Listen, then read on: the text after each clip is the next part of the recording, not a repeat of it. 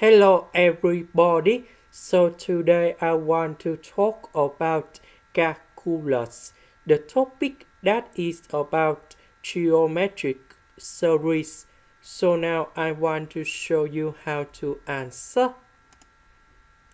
So in this one we can use about the sum of geometric progressions. So if we look on the series, we know that n-1 that is about number 2 and common ratio that is about 1/3. So we need to use this one divided by number 2. We have 1/3.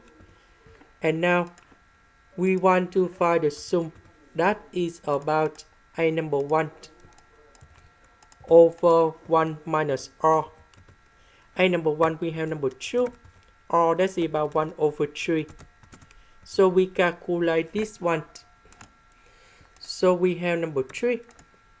This is the end. Thank you for watching.